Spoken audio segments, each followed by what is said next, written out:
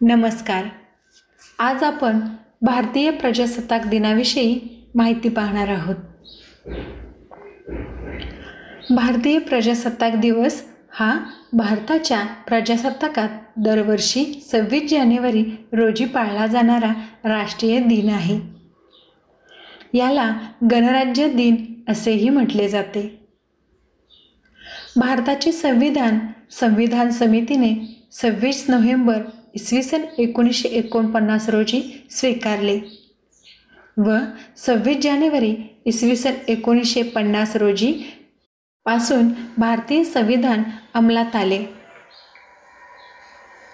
जवाहरलाल नेहरू यांनी 31 डिसेंबर इसवी 1929 रोजी लाहोरजवळ रावी नदीच्या काठी तिरंगा फडकावून पूर्ण स्वातंत्र्याची घोषणा केली होती.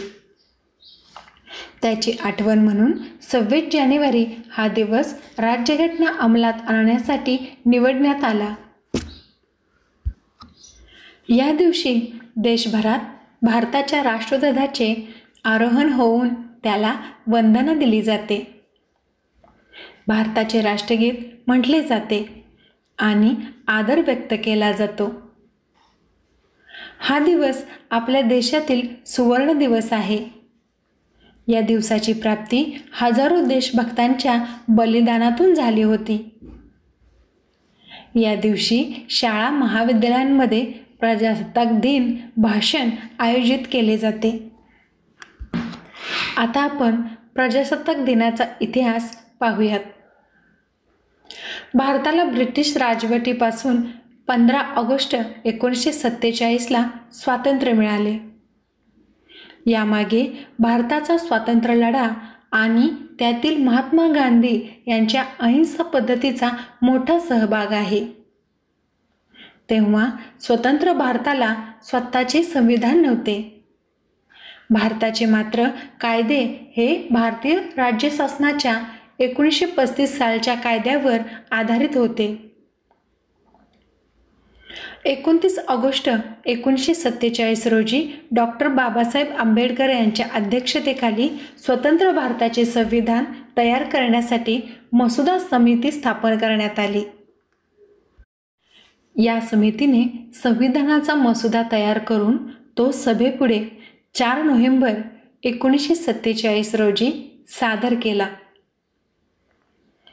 या सभेने सार्वजनिक चर्चेसाठी सभागृहात हा प्रस्ताव 166 दिवसांसाठी खुला केला आणि 2 वर्ष 11 महिने आणि 18 दिवसांच्या कालावधीनंतर समितीने हा मसुदा अंतिम केला. बरेच विचार विमर्श आणि सुधारणा केल्यानंतर समितीच्या 308 सदस्यांनी 2 हस्तलिखित प्रती हिंदी आणि इंग्रजी 26 जानेवारी 1950 रोजी स्वाक्षरांकित केल्या.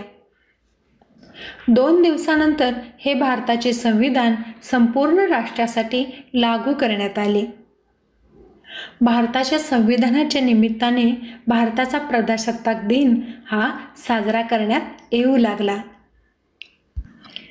आता आपण या दिवशी साजरे केले जाणारे उत्सव पाहूयात. दरवर्षी 26 जानेवारी रोजी भारताच्या संविधानात म्हणजे नवी दिल्ली येथे एक मोठे आहार संकलन आयोजित केले जाते. हे संकलन रायसीना हिलपासून राष्ट्रपती भवनापर्यंत राजपथ मार्गाद्वारे जाते. संकलनाच्या अगोदर अनाम सैनिकांसाठी बनवलेले स्मारक अमर जवान ज्योती येथे भारताचे पंतप्रधान पुष्पचक्र अर्पण करतात. भारतासाठी आपले प्राण अर्पण करणाऱ्या वीर सैनिकांना श्रद्धांजली वाहण्यात येते.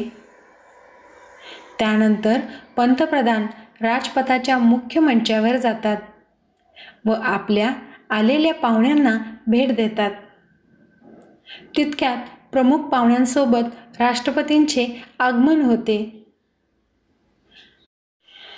राष्ट्रगीत सुरू होताच राष्ट्रपती ध्वजारोहण करतात व 21 तोफांची सलामी दिली जाते.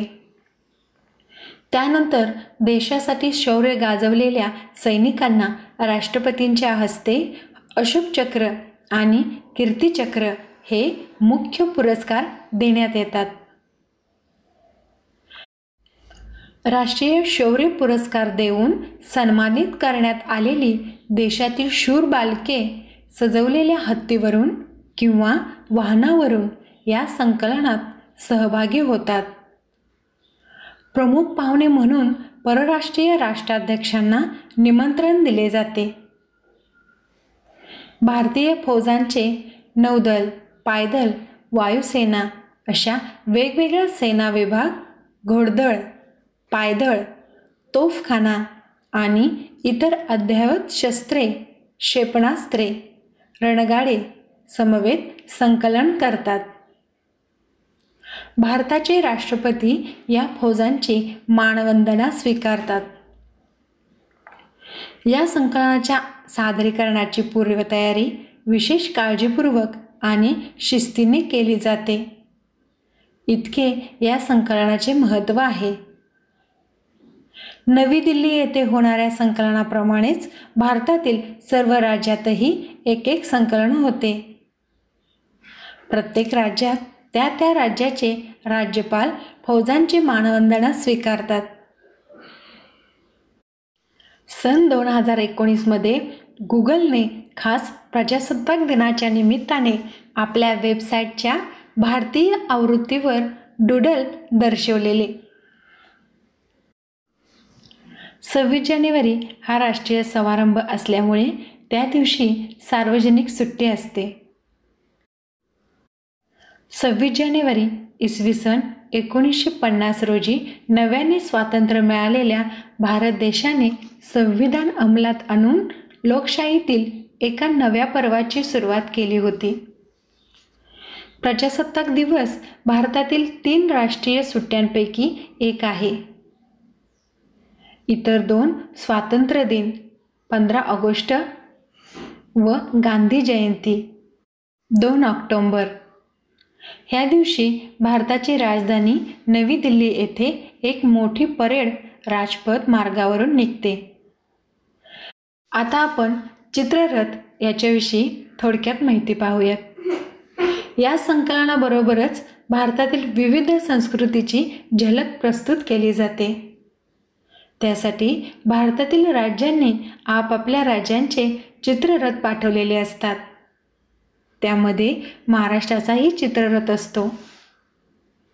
या चित्ररथांच्या सादरीकरणाची विशेष पूर्वतयारी सर्व राज्यांचे कलाकार काही दिवस आधी करतात.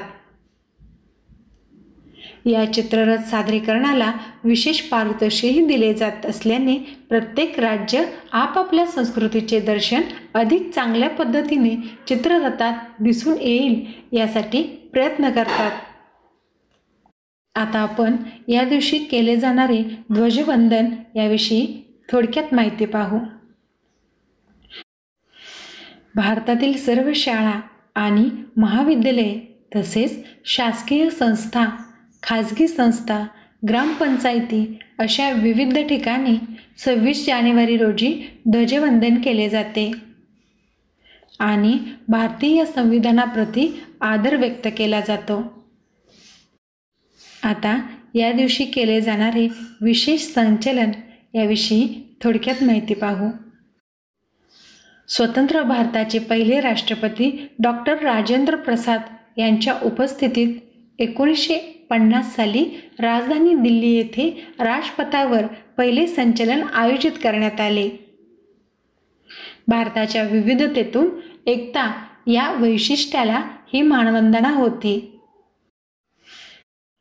2016 साली 67व्या प्रजासत्ताक दिनाचे औचित्य साधून महाराष्ट्र शासनाच्या शिष्ट समितीतर्फे मरीन ड्राईव्ह येथेही एक संचलन आयोजित करण्यात आले.